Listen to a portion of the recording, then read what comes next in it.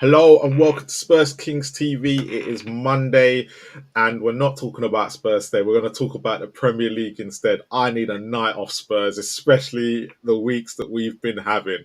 But Mitch, my co-host, Newcastle fan, do you know what? I'm going to save it because we're going to get into your team. But are you well, my friend? Yeah, I'm good. I'm not too bad. I'm not going to say too much until we're there, mate. But yeah, Newcastle not having the best weekend, but we need to chat more about Newcastle. But the next one, look, I've got two guests out tonight, but Sink, welcome back. QPR 3-0 win against Norwich. Happy?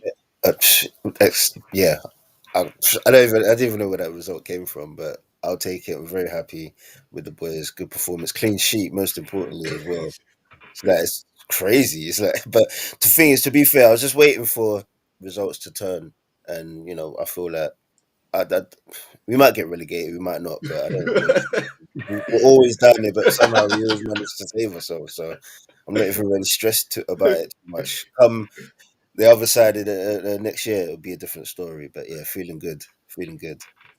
Great win against Norwich. Now, Stocky is obviously at the West Ham game, right? It's his team tonight, so he's on Monday Night Football. And our resident ref, Chris, is at a charity event, I believe, tonight. A Spurs charity event as well. So he is out. So I sent the bat signal. The problem is when a Spurs fan sends a bat signal, who's probably the worst team, apart from Arsenal, he could go and get at this precise moment? Who could it be? AV, welcome for your debut. And two, just tell everyone who you support. Who did I go and get? Chelsea fan. A man that bleeds blue. A real Chelsea fan. Oh gosh! Quickly, punishment, Marlon. Punishment. Why did I do it to myself? When I heard he was a Chelsea fan, I was like, would he really come on? And I thought he's going to come make his debut on a week that Chelsea. Now, quickly on that. Welcome. Are you happy with the result yesterday? Obviously you are, but were you surprised of how easy it was for you, or did you find it easy? To be honest, I did think we'll win, but I didn't think we'll go 2-0 down. So when we went 2-0 down, I thought to myself, you know what, I'll take a draw here. But I had confidence that we will come back into the game. You know what I mean? So yeah. As the game progressed, after you scored the first two goals, I liked the way we finished the first half. We had some good chances, the way we were moving the ball, everything like that was positive. So I was kind of confident that we're going to get back into this game, but I wasn't confident that we'll win, but I was sure that we'll get the 2-2 draw at least. And the boys didn't disappoint, so I can't ask for anything more. So you say you went over 2-0 down, but was you you said you was confident? Was you confident because of the way Spurs have been playing recently? No, man. I was confident because of Chelsea. It's the football that we play now. You know what I mean? I was confident. If you saw Lavia, the pass he was playing to break the lines and everything like that. I was just confident that I thought we'll get into this, and I could say as well, you guys surprised me because of your Romero coming back and Van de Ven. So when I saw that, I was like, "Ooh, it's gonna be harder than what I thought it was going to be." But after going 2-0 down, I liked the way we were playing. We didn't shy away from the ball. It didn't look like a crisis. And then the two goals you did get, they were from we gave you those goals because Cucurella's slips. So then that's what made me think as well we can get back into this. I just had faith in my team. In a title race or not? Nah. We're not ready for that. How can you just say you got faith in your team and say no to that? I had to ask the question. The reason why I'm saying that we're not ready is because our defense isn't like Liverpool's or Arsenal's defense, and then our keeper isn't. I'm not the most confident in our keeper.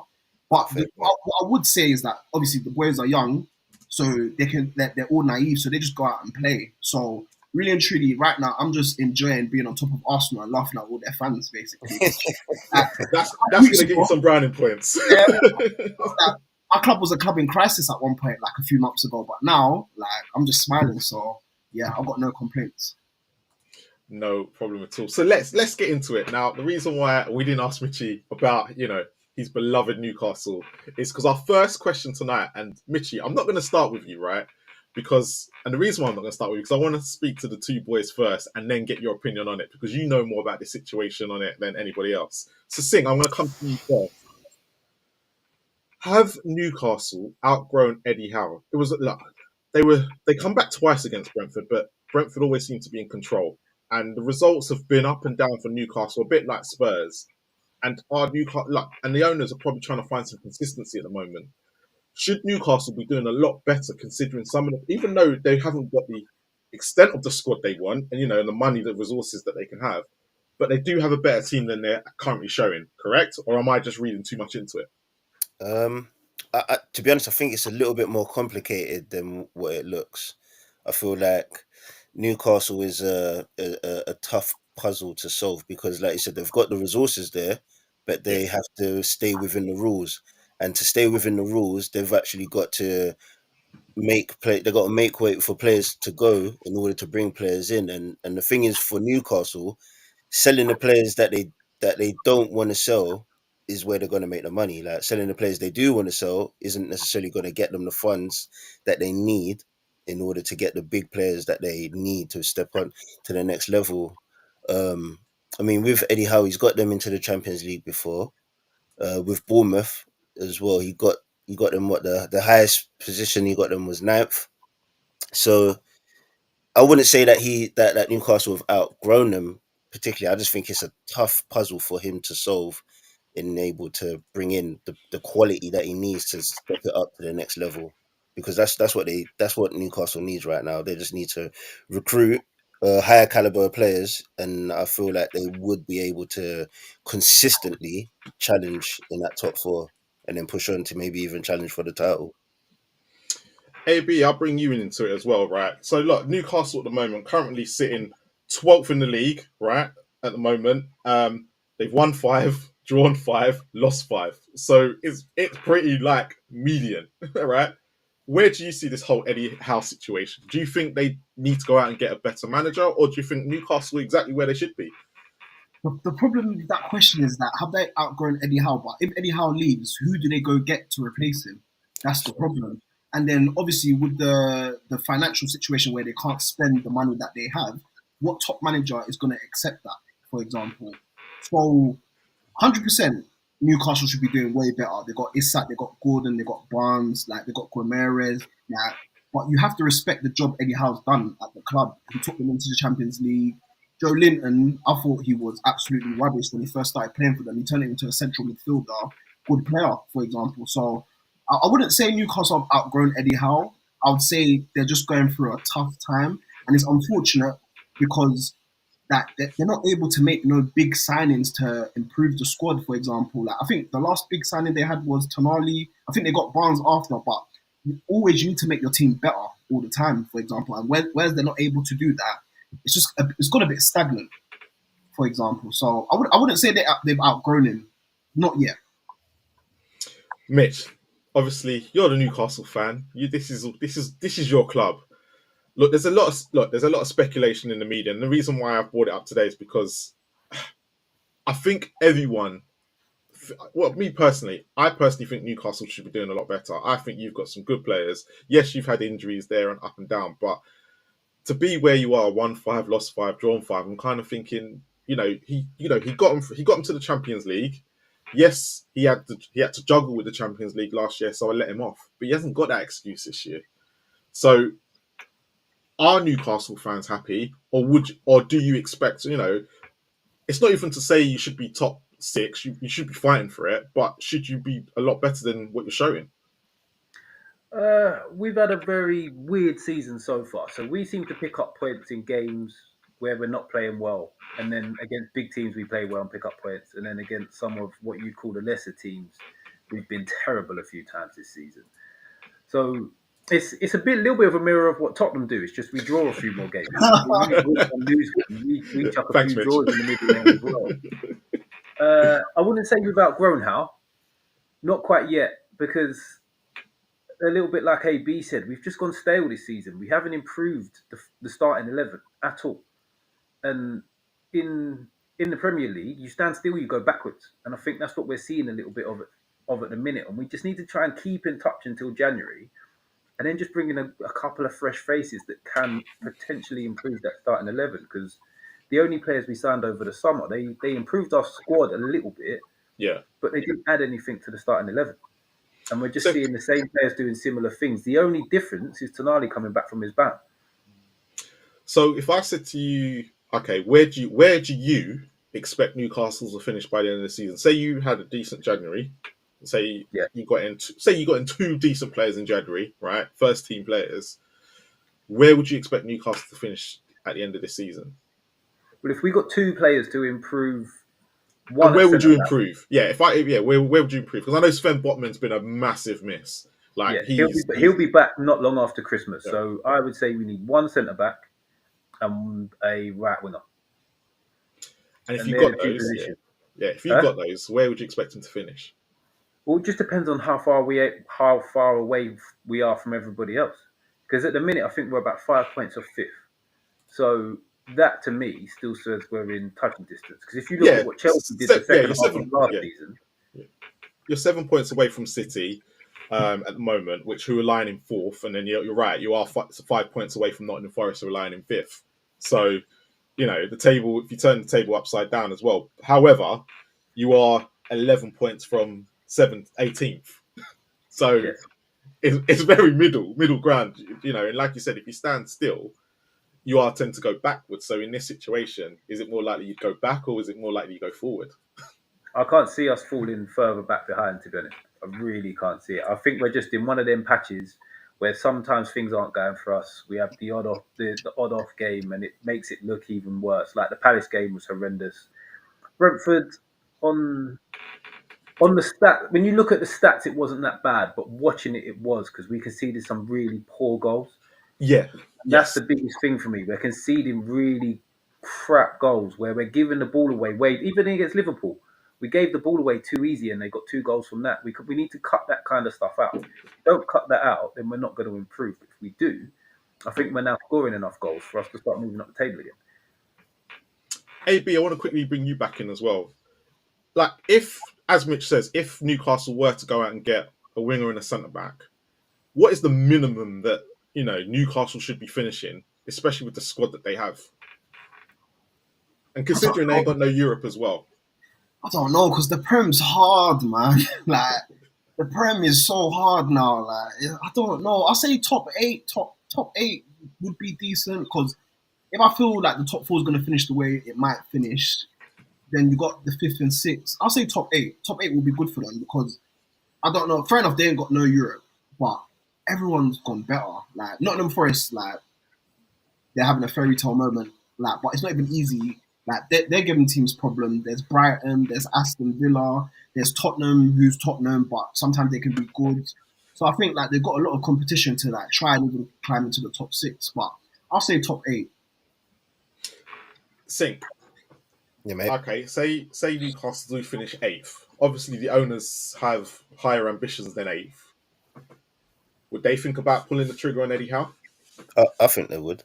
If they finished 8th, I think they would. I think they need to get European football, whether it's Europa League or Champions League. I think that would keep him safe. Maybe a good cup run, but yeah, he's got to add to it. I don't think these people are gonna be so friendly and softly if results don't turn around. I think they will pull the trigger, 100%. So Mitch, will your owners pull the trigger if he doesn't finish in a European place? Not if we go and win a cup. It's Europe or bust. That is it for Eddie Howe this season. However he gets into it, it's Europe or bust. And that's not from me as a fan. I think that's what the owners will do. He has to get back into Europe or they will pull the trigger. Don't worry, he'll have a job. The Spurs job will be there and open available for him if he gets sacked by Newcastle. Don't worry. But on a serious note, Mitch, if he was to go, who would you want to bring in? I don't think I know enough about the managers around Europe to pick a who I'd want. What type of manager would you want? Of who I think they'll go for. Yeah. Southgate. But no chance. Not having it. No way. Okay. Not having that whatsoever. I genuinely believe they'll make a play for Mourinho if they get rid of him. Would that that's a really, because Newcastle, for me, Newcastle are set. A lot of us fans know Newcastle as Kevin Keegan, right, and Mhm. Bobby Robson, right, that attacking flair with that pragmatism that they're able to defend but still be able to entertain. Jose Mourinho's none of them. But the second name you mentioned there, Jose Mourinho, Yeah, is Bobby Robson's boy from Barca, of course, and yes. that is what is going to make the Newcastle fans happy about the if we did bring him in, because there's been talk about it up in Newcastle for years Yeah, that since he would be the guy that a lot of the fans would like because they saw him as the successor to Bobby Robson because of how close they were at Barcelona and how highly Bobby spoke of him.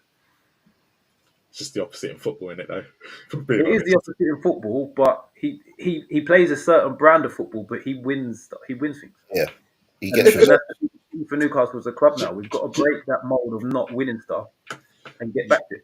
Do you know what? I'll openly admit something. There was a period when Mourinho was at Spurs, just when lockdown had happened, and we just lost to Everton, and then we were top of the league. Spurs fans won't admit this, but that was some of the best football that we have played since. It was some of the best football we've played since Poch left, and some of the best football we had played since Postecoglou came in. Right? There was bits like we battered Southampton, we battered Manchester United 6-1, and people forget about these results because of the way it ended. And I think a lot of people also forget that if everyone remembers the year that Chelsea won the league under Mourinho when he first came back, and everyone forgets it was up until December. I think Chelsea had scored the most goals and conceded the least, and they were probably one of the most entertaining clubs in the league. They had Schürrle, if I remember correctly, at the time as well. They had all these players. They had Drogba back, and Terry was still around. And it was only when they played Spurs and he lost 5-3, he went, no, that's it, and shut up shop for the rest of the season. Yeah. So it can be done. Mourinho can do it. It's just whether he has the patience. He's done it at Spurs where he lost patience with the attacking football and went to defensive after we lost to Liverpool. It's just whether he wants to try it. If Newcastle fans are willing to accept him, who knows? But you say that, but not Bobby Robson. Rafa Benitez is lauded up in Newcastle. He never played attacking football. True, very We true. see the plan he was trying to put together to win us football matches. And if Jose comes in and does exactly the same thing and wins even more football matches, he'll go down exactly the same path. As much as fans outside seem to have this opinion that Newcastle would rather go out and lose 4-3 than win 1-0 every week. Yeah. That is a complete myth. We just want a team that looks like they know how to win football matches or what they're trying to do to win the football match. And we'll be happy with that as long as it's working more times than it's not and we can see what they're trying to do. Question for AB and Sync. Would you love to see Jose back in the Premier League? Oh, 100%. He's the special one. AB, you're a Chelsea fan, you know. He's been at Spurs. Jose can. I think Jose would be a good match for Newcastle. I think he'll get them over the edge. I could see him maybe just taking them that level above, basically, just his charisma, his experience. But the problem is that Jose is going to want to spend money on proven players. And with the financial situation where Newcastle ain't allowed to spend their resources, that just might cause a problem. That's the only problem. And when Jose is not happy, he starts going into the media, starts making comments. But for this situation, like let's put it out there. I know he'll go into the media, but for this situation, it's not like the owners don't want to back him. Yeah, of course. It's more of a case of he's going to know the situation. Yeah, they're more not allowed, and it's going to be a situation where he kind of knows the situation already. Just FYI, West Ham have just gone 2-1 up. It went to 1-0 and 2-1. So El Sakiko is on. But it's a case of, because he would know the situation before he went in, would he throw his toys out the pram in that situation? Because let's be honest, Newcastle will give him whoever he wants. If he says, I want this defender, and it's within their budget, they're going to do their tooth and nail to go get him. But just one thing, you see that with City, they got cleared on one of the charges so far in the arbitration that's going on with their court case. Yeah. Was that the one that involves the sponsorship? Yes. Partially, yeah.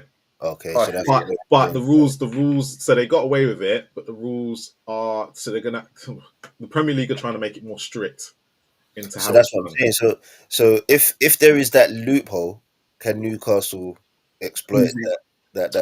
I think they're waiting to see because obviously the Premier League clubs have agreed. Well, they've potentially agreed that they can't there's some third party owned, and it has to be completely set elsewhere. But if Newcastle play it right, they can make it work. Yeah, of course they can.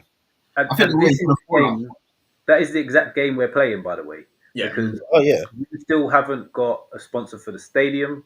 We haven't Yeah. got a sponsor for anything at the training ground. There's Yeah. so many things that other clubs have got sponsored that we've left unsponsored for that exact reason. Until they know the outcome. Yeah. So it's going to be interesting. And Mitch, you got a question in the chat here. No, Would you be open to no selling chance. Isak? No. If happening. would you be open to selling Isak if it meant that you could get? So obviously, say 80 million. I'm going to throw 80 million on his head. No, it's 120 minimum. 120. Double it and we'll talk. 120 minimum. Don't disrespect that man like that. one set, lads. Even if you get 120 for Isak, right? You've then got to replace that 120 and a little bit of change that you have got to then No, yeah, but replace Isak. Get the right mid that Mitch was. But what they're allowed to do. So that 120 million goes against the full accounts, where then I think they're allowed to spend the 120 million, and it's got to be broken up for how many years, and then plus whatever they else have they have on top. So you're talking if they sold Isak for 120 million, they could end up spending I think 160, 100, depends on how much they make as revenue. I'm just throwing things out there, but they'll have that 120 million back. I know what you're saying, but you still got to replace 3 players. But it depends on what position they do it. If they do it very clever, they could end up getting a better defender, so they keep more clean sheets, and an attacking mid that's going to create more goals, and get someone for half, who they might be able to find another Isak somewhere. I know it's a no at the moment, but there will be another Isak out there for you. Yeah, no, 100%. There's always going to be talent out there, but to replace 3 positions. But this, I got the question that Brian was asking, because at the moment you've got Isak, but you can't spend. He's your most valuable asset. Mm-hmm. If they were able to get another central midfielder to complement Tonali and Guimaraes, all right, and then buy a replacement for Sven Botman, if they shore up that midfield and that attack, that defense, they could end up going and get 2 solid players, concede less goals, and then hopefully have the Harvey Barnes of this world and them lot still could create for another forward, because it's not like Isak's been that prolific No, for Newcastle this season. No, he hasn't, but he hasn't had the team around him to supply. But that's the question. If they went and got the thing, could they go and get a team to go for another striker? Because Callum Wilson, well, I know he's injured now, and he's probably needs to be sold as well. I think that's the problem. That's probably where Newcastle's issue is at the moment. Mitch? Bruno over Isak. Isak is the crown jewel. Yeah. If he wants to stay and he's not agitating for a move, he's the crown jewel. Anyone else is expendable. Isak is the crown jewel. But he's your most valuable asset. It's more, and also centre forwards. They're dying breed. But if you look, they are dying breed. But technically, you don't even need a centre forward nowadays. Exactly, it goes by committee. I feel personally, I think that's the best approach. Because if Newcastle went out and got, like Mitch said, if Newcastle went out and got another winger who could score the goals, you need to just look at someone like Liverpool, where it's their wingers that score the goals. It's not their actual striker. So if they could replace Isak with a top winger, who knows? Still not having it. No matter what angle you come from, unless he's agitating for a move, we do not sell Alexander Isak. You need a front 3 in it. You need a front 3. But if you lot don't get Champions League within the next 2 seasons, he's going to ask for a move, 100%. Possibly. Yeah, Possibly we could ask might for a have move a this different summer. solution by that point. But if we don't get it in the next 2 seasons, we're behind where he wants to be, and then he wants to leave. I'll accept that. We can't sell him to then just try and do a little rebuild. We can't be going down that route, because we're going to get nowhere. And the thing is, I don't even think Newcastle are in that position anyway. They don't need to sell to rebuild. It's just the rules. But that's why they're in that situation, because at the moment, if they're going to rely heavily on Isak, do you know what? With that, your mindset. So like their mindset is they don't need to sell anyone. We can buy anyone if we wanted to. We could go and buy Mbappe. That's their mindset. They're just trying to figure out how can we make this work. But the reason why we're saying that is because the inconsistent results are probably due to because they don't have certain players in certain positions. Oh Which yeah. I don't know if I'm chatting out my arse here because you're Oh more no. Newcastle fans, Making sense. but it's a case of if you went and bought more stronger players in other positions, especially defensively, maybe you'd be a lot stronger going into certain games. We wouldn't be like obviously the defensive mistakes, like you said, against Liverpool, defensive mistakes against Brentford, and there's been others this season. So how I'm looking at it is going, if you went and strengthened in other areas, Isak might be the one that you might have to sell just to go and dot in other places. Possibly. Nah. With Botman will be back before the window's open. That solves a lot of our defensive issues It does. instantly. Yeah. And I'm not the entertaining letting go of Isak to strengthen the defense and bringing a right winger doesn't make any sense to me whatsoever.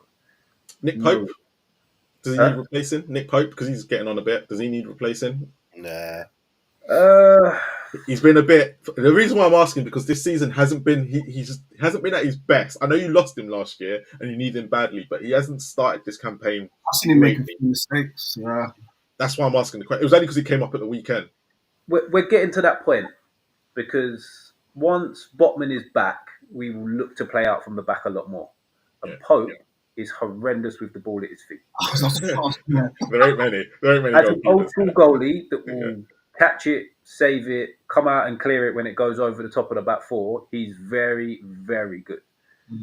But when we actually really need to start playing out and we get pressed, because teams now press us high, they press our centre backs. And then they're trying to force Pope to clip it into the fullbacks. He hasn't got that in him. It goes out for Fred every single time. And that's how teams get the ball off us really, really easily from the back four. So if we got a goalie that had that in him, then great. But he also has to have all the same attributes that Nick Pope's got when it comes to shot stopping, sweeper keeper. He commands his box really well. So it's sort of a toss up of whether you lose one of them to get a goalie that can play out a bit more, or suffer the fact he doesn't play out so well and keep them three attributes that he's really good at. Good question. Let's move on to the next topic. So look, this now is seriously got to be an issue. I suppose for a lot of us, seeing Man United go through this, we're kind of laughing because a lot of us grew up with Sir Alex Ferguson running through the years. But Manchester United, how in the world did they lose that game? Onana makes a massive mistake at 2-1 to make it 2-1, and then that third goal, I don't even know if it's Martinez's fault or Onana's fault. But are Man United now being more let down by the players and it's not the coach? Sink, start with you. For me, it's a bit of both. United are going to be United. This is what I said a few weeks back. Like it's still going to be the same thing until you change the culture at the club, nothing's going to change. It's going to be the same things. But also with that, Amorim I think made a tactical mistake taking off Fernandes in that game. Like he scored in the 60th minute, I think, or something like that, and then he took him off in the 76th minute, and there was still a large chunk of the game. And for me, Fernandes in Man United, then anything can happen. You take him out of the team, and then it's pretty much easy to play against United. So I feel like that also contributed to the loss as well. But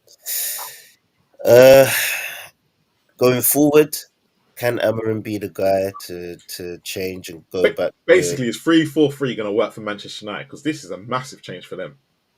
Like I said as well, like this is why next season they can't be entertaining European football. They just need because these players, like you got Rashford, and you know what I mean. He's hot and cold. You just need them. He needs to have time with them so they can understand their roles and so they can execute his game plan. The thing is with Fernandes, he plays like a similar sort of he plays three at the back for Portugal with Martinez, doesn't he? And he plays in the central midfield area. He plays more of the deeper role. So he's really pulling the strings for the Portugal team. So I feel like he's probably the thing is that as well is that Amorim has probably got the best profile of players in terms of all the managers that have been at United. I think he's in terms of his system, he's probably got the best profile of players in terms of what Mourinho had when he was trying to do what he. In fact, telling that probably Mourinho had the best because he had Ibrahimovic and Pogba. I feel like a lot of the time United have just gone out and just bought players for the sake of buying them because they're a big name. Whereas now, like a Mount, I feel like a Mount will suit what Amorim wants to do.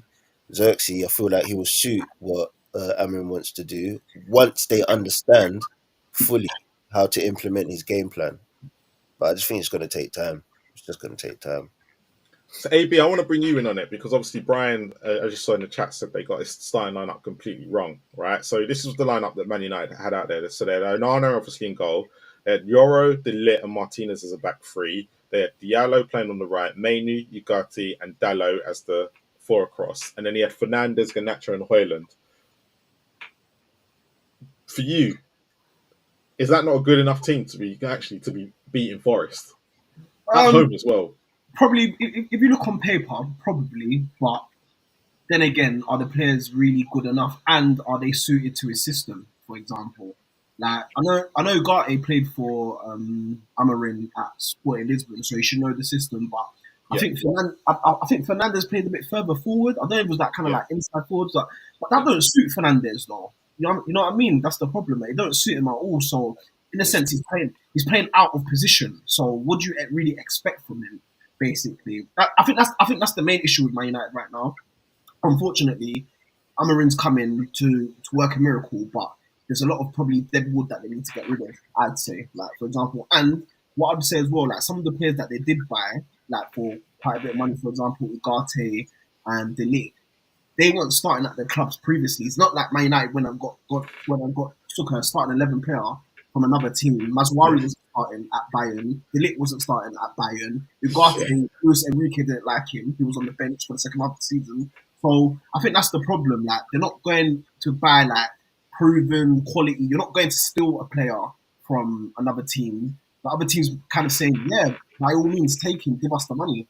So I think Amorim, like, he's going to need a couple transfer windows to get the players that he wants. For example, like Diallo, I think Diallo's a good player, but is he really a right wing back, like, or left wing back? So, and I think Luke Shaw would be a great addition, but obviously he's got his injury problems. Mason Mount, I think, will work as well because he played that system under Tuchel. Yeah. So I'll say, like, give Amorim a couple windows. He might be able to do it, but at the moment, I don't think they have I don't think they have any chance. I don't think the players suit his system, basically. So until we sort out the players that he wants, then I think this is going to be a regular situation for you guys. Mitch, obviously you're a happy man because obviously I know how much Newcastle hate Man United, but look, they obviously played against Arsenal on Wednesday, and they were literally a shambles at defending the corners, right? Like they literally struggled compared to. I know Arsenal are very good at corners, but they literally just couldn't get to grips with it. But they come up against Forest, and you think, okay, they've literally had a schooling from Arsenal, and then they just kind of give it away. They just kind of hand Forest the victory. It's not like Forest had to work hard for it. Yeah. I'm going to stick by what I said a few weeks back when he got appointed. Yep. He has to find a way to make these players play in a system. It can't be this is my system, we're just going to do it anyway type of thing from the off. Because these players do not fit that system. Yeah. Like, they haven't got the wing backs for it. They've got a back three for it, but he's setting it up wrong for me at the minute. It should be Martinez in the middle, flanked by two guys, because Martinez is the controller of a back three. You can't have De Ligt in the middle because I just don't think he's that guy for it. The thing I think he got wrong against Forest, as much as it's at Old Trafford, you know what Forest are going to do. So set yourself up to beat what they're bad at. Don't just set your system out and put them two systems up against each other in the way Forest play and the way he wants to play. Forest's system will outdo that every single time because that's what they want teams to do. And he needs to be a little bit smarter at the start of things, or it could go horribly wrong for him. And he's going to get into the point where the players don't believe in it. But on the flip side of that, one thing I do think he is doing right at the minute is he is trying everybody in different positions. He is seeing what these players are actually capable of and what they can do in different systems and different positions and doing slightly different things to what they've done previously, which means if he can get it working just about to keep his job, he'll be in a better position down the line. But can he get to that point? Sink. Do you think he'll get it right? Do you think he'll get the time to get it right? You never know. You know what I mean? You look at that Ole Gunnar Solskjaer when he had it. Did anybody think that he was gonna go on the run that he went on? And then when he got given a contract, no one thought that he was gonna stink the place out like he did afterwards. Hmm. So with Amarin, it's a flip of a coin. With these players can throw him under the bus. They've done it before. They can do it again. They don't take accountability for what happens on the pitch. The managers always do, and then they're there still in the team. Just you just don't know. He could do it, but I doubt it. I doubt it very much. So man. AB, I'm going to ask you a question, right? Because obviously you've had new owners come in. Obviously, Man United have had not new owners, but they've had a change. Ineos coming in and stuff. And obviously, when Ted Bowley came in, everyone had said Chelsea, what they're doing, scattergun approach. They don't know what they're doing, this, that, and the other. Now, 3 seasons on, you're now lying second in the league, and it looks like you finally got it right. Looks like, don't know yet. Season ain't finished. Mhm. Could Man United have the same situation in a few years' time with Ineos, where he gets everything right off the pitch to suddenly get it right on the pitch? 100%. At the end of the day, Man United's Man United. Like, they still got the pool of the big club. A lot of players still remember, like, this was the field of dreams. And they're not scared to spend money as well. I think their problem in the past has been, or recently, since Ineos just came in, obviously, you extended Ten Hag's contract and you let him buy more players. Whereas, like, you should have told him, okay, you can sign a new deal, but we're not taking any more of your signings, because let's be real, like, majority of My United signings for the past 3-4 seasons have all been crap. Like, you know what I'm saying? Like, I definitely think they can get it right, but it's going to take they're going to have to spend quite a bit of money. They're going to have to sell quite a few players, and they're going to need to get the players that suit Amarin's system that he wants. Then after, you can say you've got no excuse, go out and do the job. Same way Ten Hag, they let him spend the money, and he kept failing and failing. Fair enough, he won the FA Cup and the Carling Cup, whatever. But at the end of the day, they could go back to him and say, we've got the players you wanted, and nothing's changed. So I definitely feel that they can change it, but it's going to take some time. One more thing on this, like, Man United are getting stuff wrong so far away from the football pitch still that it's going to take a very long time to get it right. Mm. Yeah. Like, they have just got rid of Dan Ashworth that they chased for however long. Yeah. For however long, and they paid £5 million for him. He stayed for 5 months, starting questioning the exact things we're talking about now. Why have you signed him? Why have you done that? Why have we done this? So they got rid of him. If this ownership wants yes men, then they're gonna go nowhere because they don't know what they're doing. So But to be fair though, just to add with that, Ashworth was really trying to tout Southgate to be the next. I've heard that as well, that he was in favour of Southgate rather than Amarin, basically. So maybe that's part of it as well. They didn't get the question, because I'm going to bring it back to Spurs. Do you see a very similar thing with Man United to the way Spurs are being run off the pitch? No, Oh. I would say Levy runs Tottenham to make sure he's never the one in the firing line. Yeah. Where the owners at Man United just want to do whatever they want to do, and if anybody sort of argues with it too much, they're gone. So do you think Ineos? Yeah, but Levy's the same. If anyone argues with Levy, they get the chop. Nah, I think he leaves it long enough until he knows it's either that person arguing with him or them or him that's going to be in the firing line for the fans, and that's when they get the chop. So, because if you look at the way Ineos are acting at the moment, especially what's his name, Radcliffe. So they're upping the ticket prices. They're seeing it as the Spurs model. You can blatantly see that's the road they're going down. But the one thing that everyone's argument has been with Spurs is that they never get it right on the pitch. They get it right off it, which is perfect, but on the pitch they never seem to get it right. And look, let's take this. Chelsea's owners were laughed at. They were this, that, and the other. 3 years down the line, they've literally leapfrogged Tottenham. Tottenham have just stood still, right? Mm-hmm. Newcastle's owners, if they could spend money, would probably be right now ahead of Spurs. Mm-hmm. Right, but because of Mike Ashley, it's the reason why Newcastle can't. And even in their first season, they went above Spurs. No. As much as I hate Mike Ashley, I've got to go against that one just a little bit. Mike Ashley is probably the reason we progressed so quickly once the new owners came in, because he didn't spend any money. So we had that whole But there 3-year was that, period of but there was PSR to that spend bringing in in like revenue and 12 stuff months. that he didn't do, because that's what Levy's been, praised for, because there's other avenues of revenue that Mike Ashley probably didn't look into, and he did try and change St James's Park, and he changed the Sports Direct Arena, but there was stuff like that he just didn't get right off the pitch compared to what Levy has Yeah, done. but no, that's one thing I can't blame him for. He left financially. He left the club in a decent position. We were debt free. Yep. Yes. Could we have had more sponsorship deals while he was there? Yes. But the Yep. sponsorship deals he left us with were rubbish. So if he had put more in place, it would have made it even harder for us to do what we needed to do once he was gone. So as much as I hated him as an owner, because it was just about staying in the Premier League Yeah. to be a sponsorship vehicle for Sports Direct, the way he left the club was perfect. That's why they bought us, because it was perfect, and they saw it as a easy way of pumping money into the club. But as soon as they bought it, they stricken the PSR rules to stop all of the related party stuff. Yes.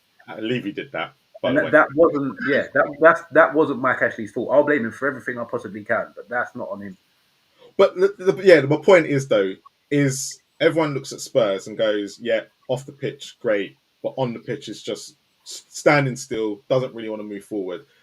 And are Man United trying to get everything right off the pitch before they get it right on the pitch? Because they haven't got it right on the pitch for like a while. Yeah, they're building their roof before they've put the foundations in properly. That's what Man United are trying to do at the minute. But it's whether those foundations are concrete enough, really, and have they changed? Are they going to do things different? Time will tell. I don't think it's changed. I think it's a different face and a different voice, but I don't think it's. I don't think they've been there long enough to even. I don't think until we know in like a year's time. But do you know what it is, Marlon? It's like, even with this Ashworth scenario right now, that they went after him. So why did they go after him? It's true though. Stick to your guns. Yeah, you got that much confidence to go after him. Is this where the Glazers and Radcliffe are just not on the same page? Yeah, but that's what I'm saying. So they've done that with players this whole time. Like when they went after Di Maria, they went after Sanchez because they thought City was going after Sanchez. Yeah. Ronaldo, Cristiano Ronaldo is a prime example. So, do you mean? Yeah.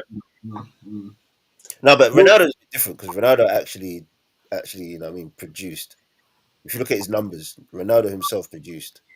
Ronaldo produced numbers across when he came back to the club. When he came back to the club, pitch or sales. Yeah, he might have produced, but he wasn't what they needed at the time. Yeah, no, he wasn't. But kind of he did because of what happened to Greenwood. I mean, what's his face, Mason? All that madness that happened when he had to, he got suspended. Yeah. All right, that's United done. You know what time it is, boys? It's time for VAR court, but there's no Chris this week, right? So I'm going to take the role of Chris. Right, I'm going to try and take the role of Chris. Right. So let me see what names I can throw at you this week. Then, you're in a firing line. I'm going to try and take the role of Chris. I don't know how well I'm going to do, but I'm going to try and take the role of Chris. He's missing a good week. We've got 4 incidents to look at over the weekend, right? And I just don't know where to start, right? So let's look at the first one. Okay. So Moses Caicedo, right?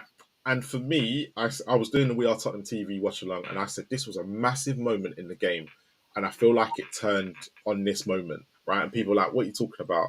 Because if this sending off happens, this red card, I think Spurs generally will go out and win this game, right? But Caicedo staying on the pitch meant that at half time, Maresca was able to take him off out of right back because he was struggling at right back, put Gusto on and put Caicedo back in midfield.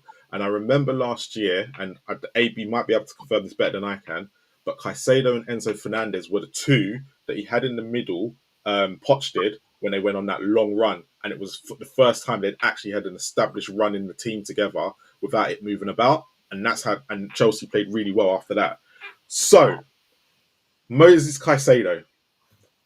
Mitch, I'm going to start with you. I'm going to go to AB last because this is his team. Should he have been sent off for this challenge? Now I'm confused, yeah, because sorry, AB, because you haven't been here to see it, but a few weeks ago, I came out and I said lacked intensity. What on earth does it mean? Explain it to me. And that was against Ndidi in the Leicester Chelsea game. So AB will remember the tackle there. Yes. That was a red.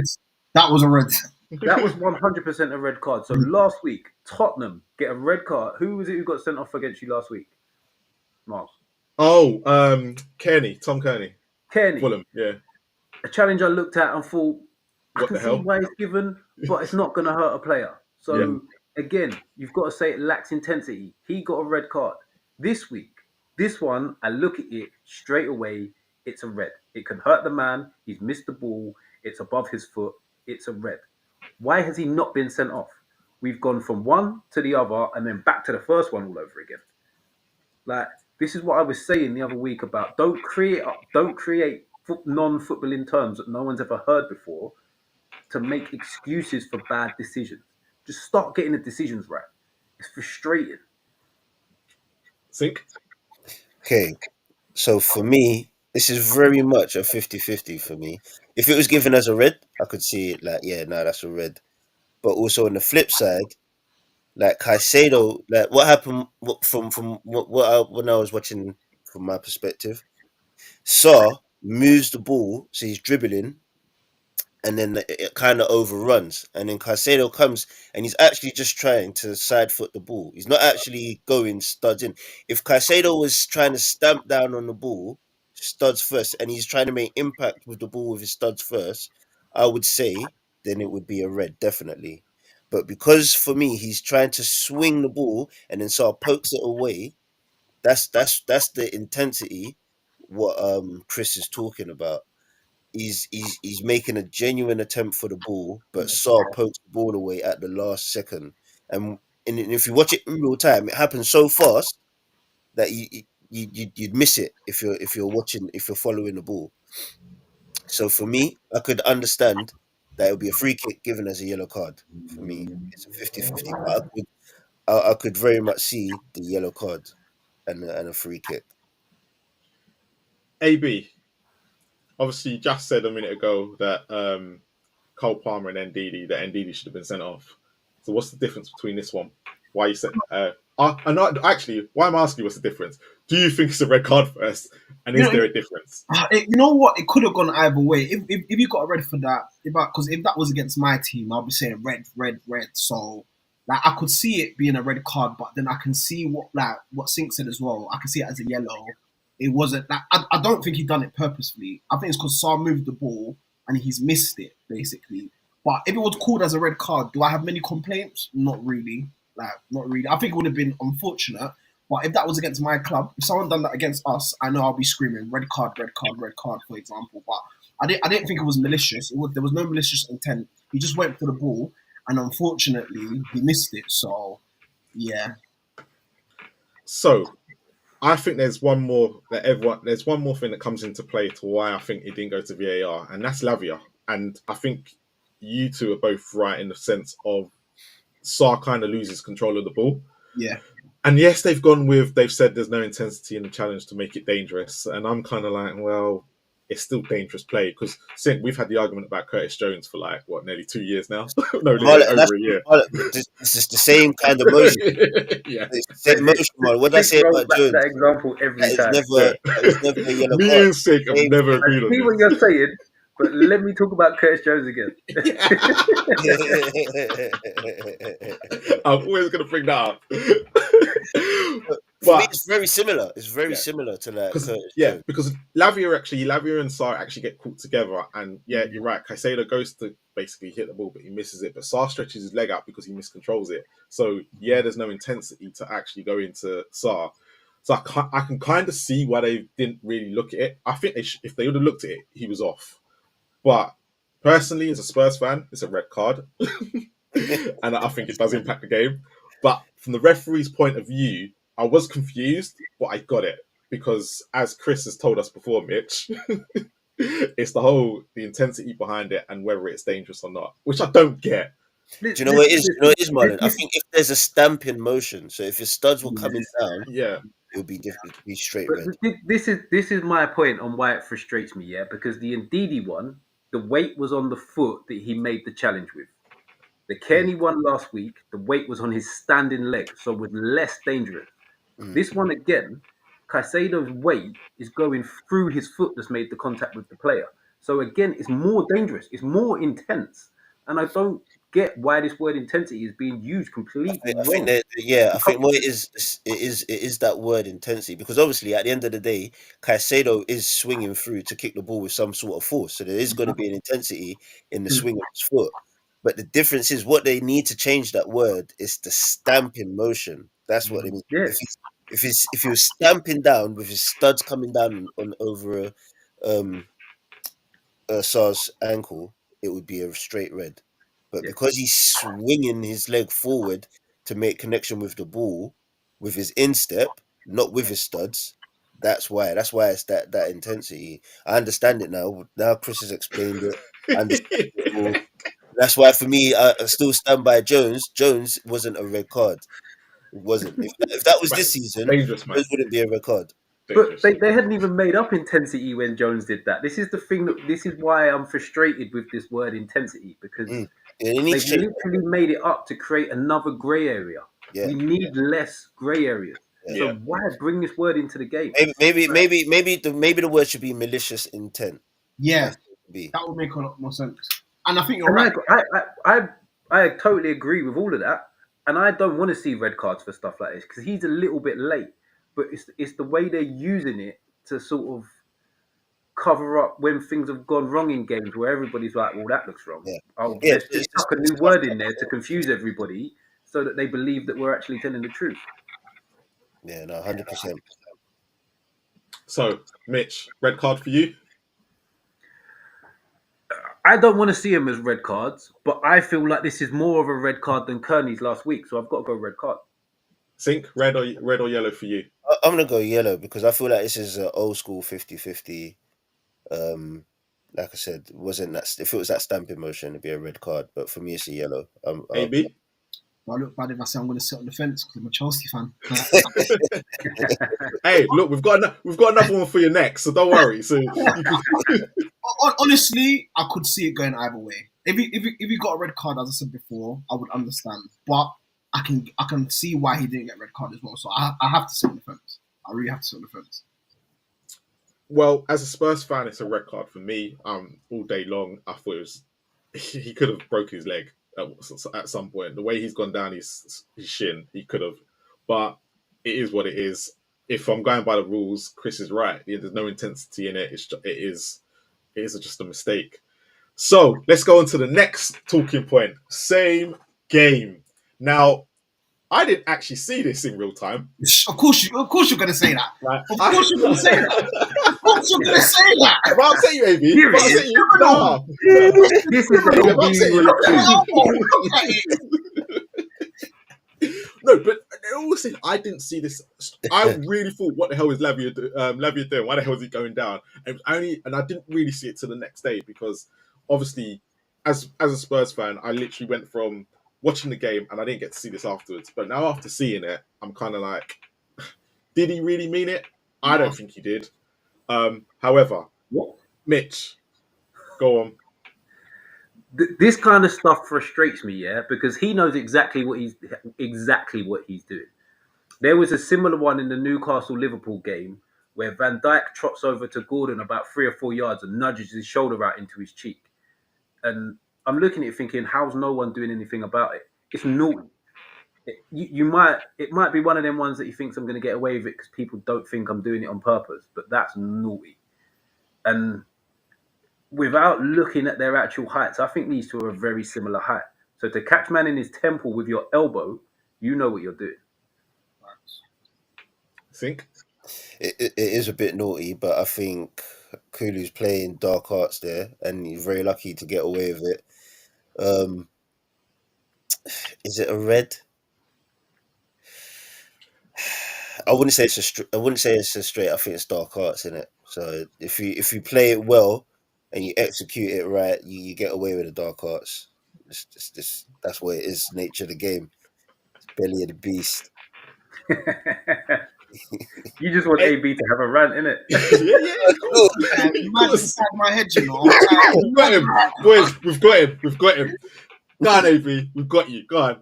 you know what? This is like, that's a straight red. No one can tell me nothing. I think Lavia even posted a picture of his head after because he got substituted because he had a problem with his hamstring at half time. But Yeah. I'm disappointed with our players because I reckon that if our players went and surrounded Kulusevski, kind of pushed him or went to the ref, I don't think we made a big deal. We made a big enough deal of it at all. I reckon if we made a big enough deal of it, they would have given him a red, 100%. AB, this is where this. Still throw. He's. Why is your elbow out like that at that angle? You're AB, doing this is the question. This is why I asked the question because I said I didn't see it, right? Yeah. And I don't think the players on the pitch really saw what went on. Yeah, because you know what? He got the ball, he done the turn, and he kept it because Kulusevski went to press him. Yeah. But Lavia done well, he kept the ball. But then it was like he was going to go, then he dropped. Like, you know, sometimes like when you get hurt, it's a delayed reaction, for example. Like, then he dropped, but I don't know if VAR went and checked it. I think they did. I'm not sure, but They did check it, but Okay, they but- didn't send the guy. What's his name over? I can't. Anthony Taylor. They didn't But send him over. if they sent the referee to the monitor and he saw that again, there's no way he's not getting a red. His elbow is at a certain angle. Like your elbow has no reason to be at that angle. Like clearly you're doing something with intention. So I'm going to ask a question, right? Mhm. Do you think because this incident happened slightly after the Caicedo incident, and obviously social media, I've got a strange feeling that the referees see what goes on social media, right? And a lot of people, and especially with Jamie Carragher's reaction, do you think they said, "Oh crap, we can't send him off because if we send him off, everyone's going to be going, why didn't we send off Caicedo?" yeah, maybe because I do think referees do like. Okay, I let that one go. I'm gonna have to let this one go because they don't want the scrutiny, for example. But fair is fair, and that I think this is more clear than the Caicedo challenge. Honestly, that this is harmful. This because then if he knocked him out, I think as well because Lavia kept the ball. That was it as well. But when he done that, if Lavia dropped down straight away and he was laid out, they're gonna send him off. But because he kept the ball and he could have continued on playing, and the Chelsea players didn't make a big deal out of it. They said, okay, you know what? We're going to equal the scores here. We messed up with Caicedo, maybe. Let's give them this one as well. And probably they didn't want to spoil the game, which I understand, but Kulusevski's a dirty player. I was just about to ask, do you think that because of that Kulu's reputation that they didn't look at it any further? Yeah, because he's not known as that. But if it was like, let's say, who's nasty in the Prem? Romero. Yeah, like Romero, like someone like that that's known for doing malicious stuff, like trying to get one over on you. They would have said it goes a long way. Your reputation goes a long way. You can't tell me that. Like referees don't look at certain players and think, okay, like that's not in his nature. He don't really do things like that, for example. So You say that though, but Kulu's one of them sneaky ones, and I know. Yeah, he might not He's a have that sneaky one. reputation, but he's a little dirtbag. He's a secret little dirtbag. But Mitch, are the referees aware of that though? Are Exactly. the referees They aware should be with everything that's going on and all the fourth issues and VAR. They should be wisened up to it. It's not like we're over the margins. Do you think there's other players at Spurs? So if you're saying like you're saying that, but are there other players at Spurs that referees are going? Someone like Romero, that they're going. If it happens to Romero, it's the one that we're looking for. They're not looking at Akulu because it's not known.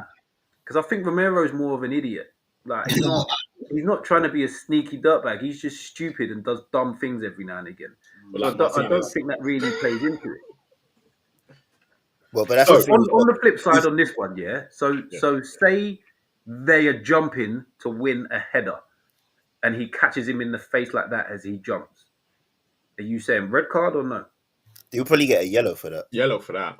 yeah, because they said he was using his arms for leverage. Like, Leverage, they'll make that yeah. excuse. Like, yeah, they'll make They're that. making So if excuse. it's a yellow for that because he's using his arm for leverage, what is he using his arm for here?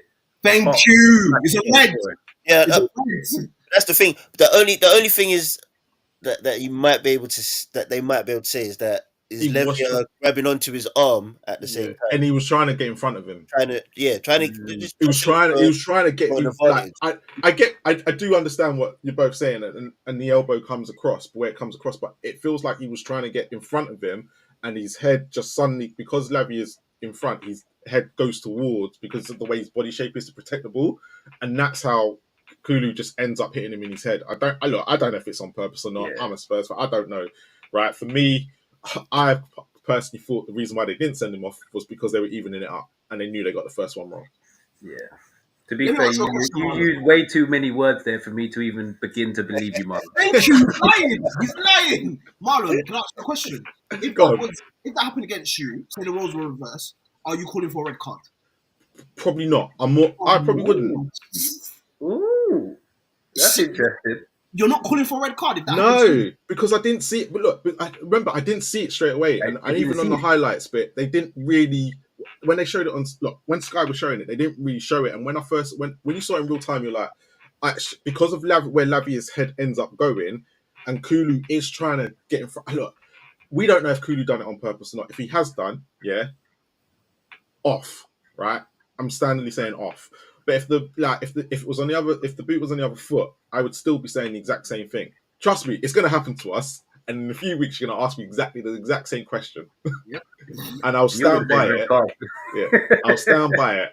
I personally didn't think this was a red card at the time, but if he's meant it, and this is the bit, if he's actually meant it, then it is a red card. But it's too inconclusive for me to say whether he meant it or not. And it's the first time I've seen Kulu do something like that with his elbow for Spurs. I've seen him do other bits, but not something like that. It was just a bit out of character. And I think we were winning at the time as well, so it's not like he was getting frustrated. When he's frustrated, and if it was at 3-2, I'd have probably said he meant it. That's just me, again, as a Spurs fan. Of course you're going to say that, but I didn't expect anything less, so... Yeah. It didn't change the game, did it? We could have done with him going off. Let's get on to the next one. We've got two incidents in one here, right? So let's talk about Kluivert when he comes up. Yep. So we've got two incidents. There was an incident within the first minute where, as you can see by this top picture here, they've taken kick off, and Literally like 4 seconds in, isn't it? 4 seconds in, and he literally grabs. As you can see, this is the exact moment. He grabs. I'm going to say Ipswich captain because I can't remember his name. Morsey, I think. Morsey. Yeah, grabs him exactly round the face. Should VAR have looked at it, Mitch? Nah, not enough in it. Morsey's come across to get into Kluivert's way. Kluivert sort of jumped round him, swung his arm for a bit of leverage, caught him a little bit cheek, a little bit neck. Nah, not. Why has he not meant it though? You just said Kulu meant his elbow, but he's not meant that. But he's actually Because you can intentionally see got him what in the face. Kluivert's trying to do with his arm. Morsey's come across to block him, so Kluivert's done that little jump and drag thing. And look how low Morsey is. Morsey's so much lower than him there. He's just tried to sort of drag him out the way so he can close the ball down. I don't think that's anywhere near a red card for me. AB? No, I don't think it's that shouldn't even be looked into. Like as Mitch said, like Morsey went to go block him, and you know when you're just trying to move someone out the way as you're running, basically that's all it was. Unfortunately, Morsey was a bit low, and he's caught his face, but I don't think it was intentional at all. He wasn't even looking at him. He was literally just trying to move him out the way so he can go press, basically. So yeah, I think they got the right decision in that one. Think?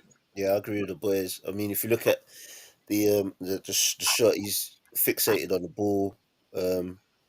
Look how low Morsey and Kluivert is a short player at that as well. So look how low Morsey is. Mm-hmm. It's just a complete coming together. He's not even looked at him, and yeah, I don't see it as a yellow. Shouldn't even really be looked at. Just get on with the game. It's just started. Let's get going. As Chris would say, you three guys should be referees. But you've got that spot on. But let's take the second incident. So the second incident kind of happened, and VAR seemed to have missed it. So what happens is that Tavernier takes a shot. However, I can't remember if it's O'Dear or O'Shea, whatever his name is, but he ends up taking out Kluivert and actually clipping his legs. Should this have been a penalty for anyone who has seen it? Has anybody seen it? Because this one was kind of missed, right? Yeah, Mitch, I'll start with you. Should it have been a penalty? Yes. 100%. How did they miss it? I think what they've gone with is when VAR are talking to the referee before they ask him to go to the screen, they've probably asked him, have you played advantage? which Okay, he's yeah. turned around and said yes, and their player has got a one-on-one that he missed, and that's the advantage, which to me is bollocks because it's still a penalty. Yeah. It's not one of them situations like when a player gets a shot off and gets caught late, and you're like, well, he's already got a shot off when he's caught him. That's not a pen. It's completely different. Kluivert hasn't even tried to play the pass. He's been kicked and it's rolled through to the other guy, and he's then got a shot off on goal. I think that has to be a pen for me. You've got to come back to that.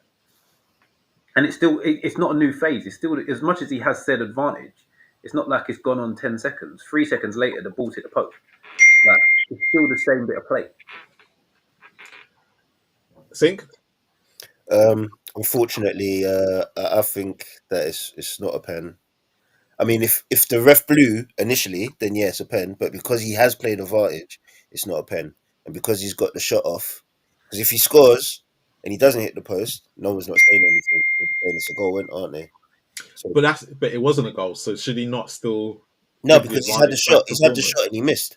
If he had the shot and scored, then no one would be saying nothing. But he had the shot and he missed. Or if he took first touch and then was shut down, maybe the ref then pulls it back because there's no advantage there. But, He's had but his why does that make the decision different? Because he's chosen not to shoot. Yeah. because he's been shut down. He hasn't had the chance to exploit the advantage of what's just happened. No, he's just messed up the same situation in a different way, though. But he may have done, but he's lost the advantage. Mm. Because you got to think before that moment, Kluivert was through on goal, right? And then as the players come and taking him out, the ball's then popped out to his teammate, and then his teammate then has the shot. So if there was a covering defender there and he shuts him down and then Which wins is the ball this back, guy here? So this guy's the covering defender. It's this guy that takes him out. He's the one who tackles him, and it's this guy that kind of comes across. But the ball's already yeah, been I'm taken I'm away. just saying that another hypothetical situation. If he was to have the first touch and not have the shot, then the ref would have pulled it back because the advantage was gone. But for because me, he's had the shot, he's hit the post, the advantage is gone. Yeah. For me, from my But for me, perspective. why it is a pen is what you said there. Is he's fouled him and the ball's popped out. Yeah. Kluivert hasn't played the pass. No. Kluivert hasn't He's played been the pass. fouled before he's had the opportunity to play the pass. Mm-hmm. So that sort of makes what happens once it drops to the other player irrelevant for me.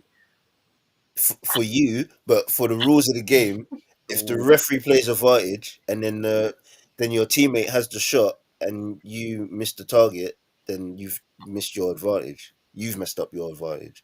Whereas if he had taken the shot and scored, then it would be going to the center circle, and then we'll be kicking off. AB. I just looked at the replay. I didn't know about the advantage and everything, but I think it's a pen. I don't think in the box you should be playing advantage. A pen's a pen at the end of the day because Kluivert's clearly got to the ball first, and the Ipswich players kicked him. Fair enough, granted, it's gone to his teammate to have a shot, but remember his teammates had a shot on goal that the keeper's still in the way. It's not like it's an open goal or anything like that. If it was an open goal that he just had to do a tap in, then I understand the advantage. But where you still have to shoot and the keeper's coming out, that he might save it.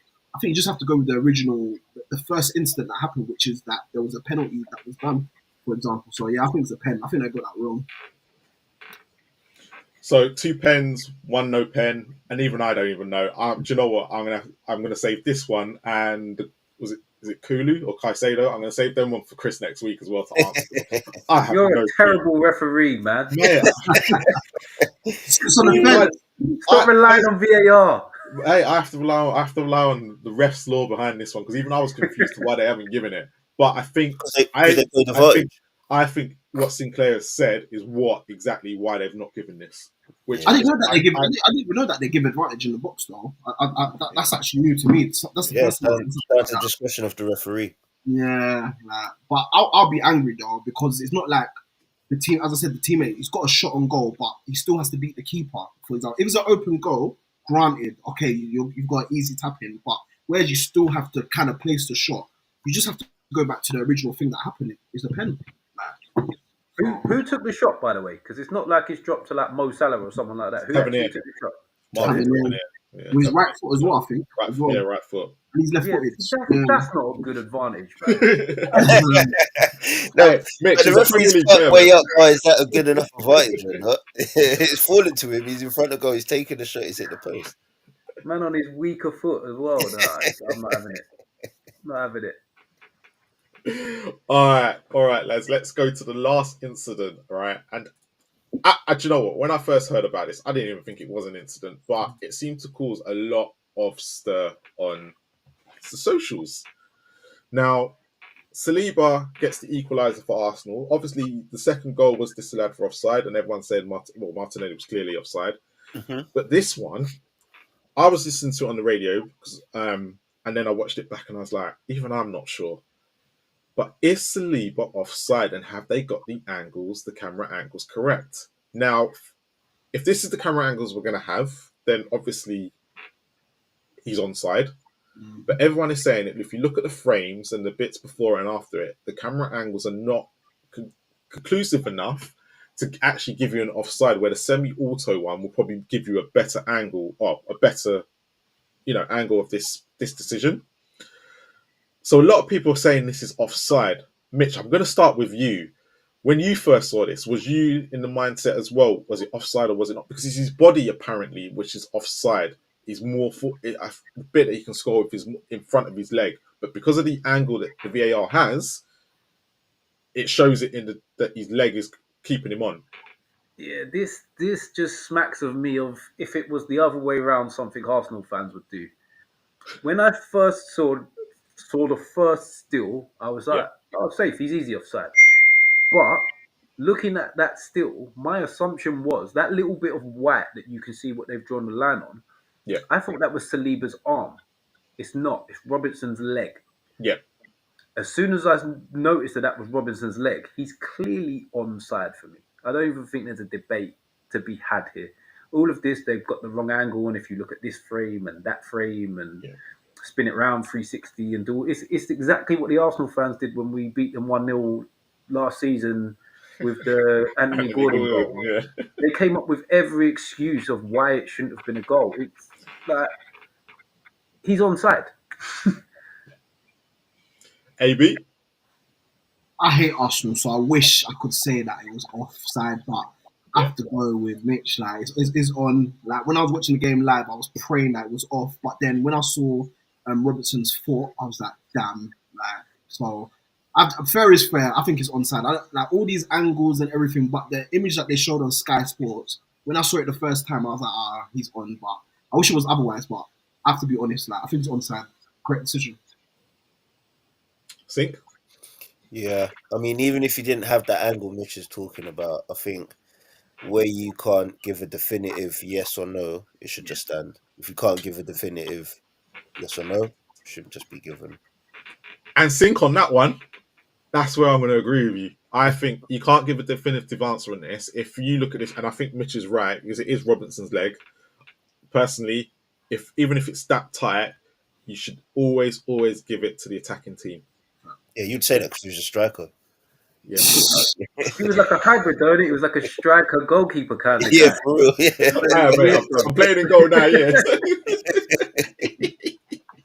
But no, I am. Look, I really, I'm with AB. I hate Arsenal as well, and I didn't really want this to. I really was hoping they'd find something, but in this situation, for how tight it is, you have to give Saliba the goal.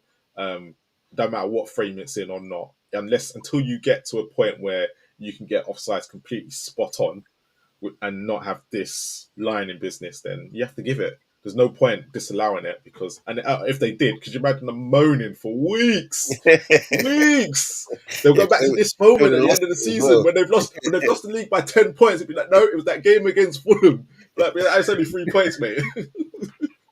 Yeah, no. Before we go, right, I just really want to talk about an incident that happened last week, right? And it reminded me when Mitch mentioned it earlier. Liverpool-Newcastle. Yeah. End of the game. Referee blows up. Oh, Newcastle are on the attack. I was ready to kill someone, bro. I was on smoke. I'm not having that at all. it's Was the referee right to blow up because the time had been played, it had gone back to the middle, but Newcastle were on the attack? Mitch, last, because it's your team. Sink. Talk to me. I mean, you just wouldn't. But I mean, was there any time wasting during the stoppage time? I can't yes. remember. There's always going to be. It doesn't matter. No matter how many. If there's 7 or 9 minutes, there's always going to be some sort of wastage in that time, and they never. They I always think play if to it exactly. was that bang on that last minute, and then I think he should have just played on because there would have been time wasted within the stoppage time. Just let it play. AB.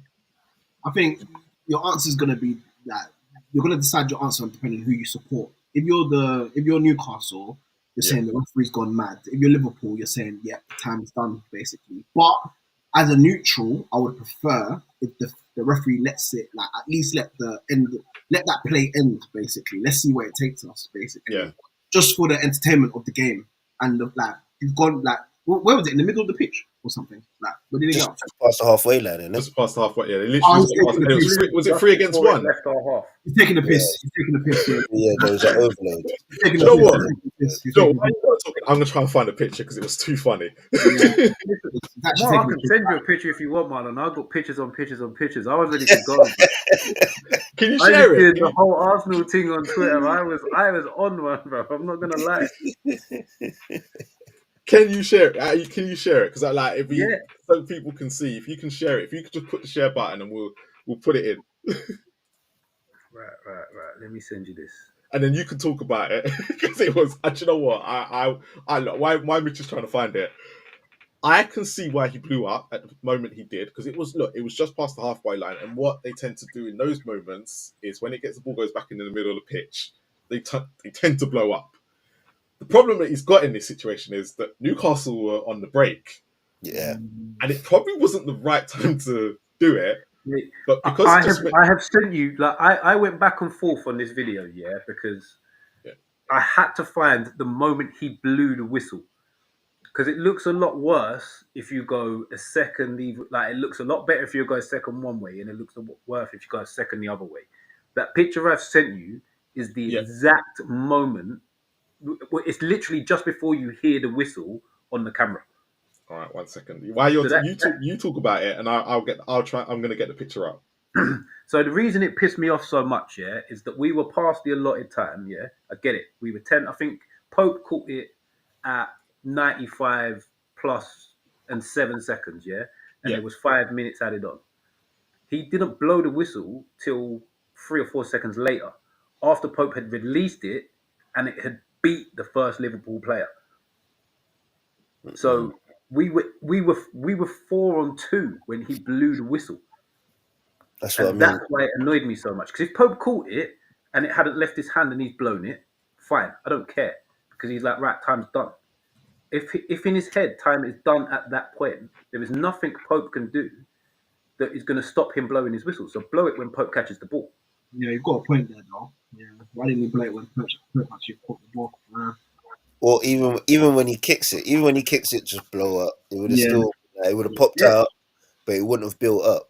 But... And he threw it, and it travelled nearly half the pitch before he blew the whistle. He probably bottled that one, though. He knew that if he let that run, the Liverpool team would have gone crazy. That's what it would have been, basically. So he just probably bottled it. I think he got a bit scared. Yeah, 100%. And I remember Liverpool's top of the league. They this is their first time, well, not first time, but they dropped points, but then to lose as well, it would have been a big deal. You know, it would have all been on the paper. Sky Sports would have been talking about it. So we thought, I don't want to be part of this headline. Let me just end this now. The only allowance that I could give the ref is that he looked at the time at one point, and then he's looked at it again and thought, geez, no, it's gone way too much further than what he allowed it, and then blown up. It's the only other allowance that I would give the ref in that situation. So here we go, right? I'm going to get it up now. There you go. Okay, so this is where he blows up. This is where he blows up. Just before you hear the whistle on the camera. Yeah. Yeah, he bottled it, man. He He bottled 3 on 2. He's got the overload. it. Is that Isak on the ball on the far left as well? It's Isak receiving It's the ball. coming, Yeah. it's So Isak you've got receiving it, yeah. You've got Wilson at the bottom, and then you've got Willock backing them up. So, and it's that Kwanzaa, Van Dijk are the two defenders. It's going past Trent. Trent's never going to get there because it's Trent, and Curtis Jones is trotting back there. Yeah, He bottled it. But it is 10 seconds past 95 though. But as Mitch said, he should have blown his whistle when Pope had it, because I don't think it would have took 10 seconds for that ball to release to Isak. So yeah, he bottled it. Yeah. My thing on it was that I reckon if Pope throws that and it drops at Trent's feet, we get another attack in that game. Oh yeah. You got if the ball fell to Trent, is the ref gonna blow up straight away? I don't think so. No chance. And that's what the most annoying thing was. But hey, these things happen. Yeah, mate. On to the next game. Yeah. Well, we've had the next game. It was even worse. That's what I was referring to. I was saying on to the next one. I'm just trying to see past that. Boys. We'll end it there, but it's been an absolute pleasure. I'm glad I didn't. Well, I still had to talk about Spurs at some point anyway, but Mitch still had to speak about Newcastle. But Mitch, tell everyone where they can find you on the socials over the next week. Yeah, Sunday night, 8 p.m. Where the Owl Sleep on YouTube. You'll find me and Stocky, who's not here tonight. By the way, which West Ham 1-2-1. Yeah, we'll just be chatting about random footballing things. It could be anything from football games to anything. Anything that comes up, we'll just be chatting about when it comes up. Decent. Sync, QPR. That's your thing for the next week, yeah? No socials for you. No socials for me. I'll just be out there watching as much football as possible, trying to keep my ear to the ground and see what's going to be popping up in this theatre that we call the Premier League and the EFL. AB, thank you for saving us tonight and being our fourth guest. Been a pleasure, man. Been a pleasure. Yeah. My pleasure. I had to come while my chest is high. So you know what, Marley, I've got to salute you as well. I've got to salute you as well, Marley, man. That's a brave man to bring him on the day after. I know. I was like, I didn't even know you were a top fan. Like, it's when your name popped up, I was like, he supports Spurs. Like, I'm gonna kill him today. I'm gonna kill him. Yeah, me and Ade go back, man. Thanks to Ade as well for pulling you out the bag as well for me today. Gooner as well. So yeah, I put out a call. Didn't get the Gooner. I got a Chelsea fan instead. But hey ho. AP, do you have any socials you want to tell people where they can find you or whatnot? I'm not on Twitter, but I'm on Twitter. I don't use it, but AB_1up, I think it is. Something like that. Yeah. Cool. Look, all Spurs content will be back tomorrow with me and Ashmatic, even though he's going to be late because he's decided to do 2 shows before our show tomorrow, idiot. But so he's left me in the lurch for a little bit while I speak about Chelsea and Bournemouth. But we'll be back tomorrow with Ash, but he'll go through the tactics and everything of how we lost to Chelsea. And hopefully he'll talk about Basuma because he's been a big advocate for Basuma. So I'm going to get him on that tomorrow. So we're back at that. And then make sure you tune into the rivals this week. As there's no games, I think everybody should be back for that one. And it'll be interesting because the United boys have gone hiding again. But the Spurs boys have started to show up, but we'll see because Arsenal fans are just coming onto that stream with their chests held high and they drew to Fulham. So I'm so happy. So we're back tomorrow for Ashmax analysis and Wednesday for the rival show. Right, and make sure you tune in for our preview show as well next week on Friday or Saturday for the Southampton and Rangers games coming up this week. But as always, come on, you Spurs, and fuck the rest of you on this panel because your teams are crap. Peace. Nice one.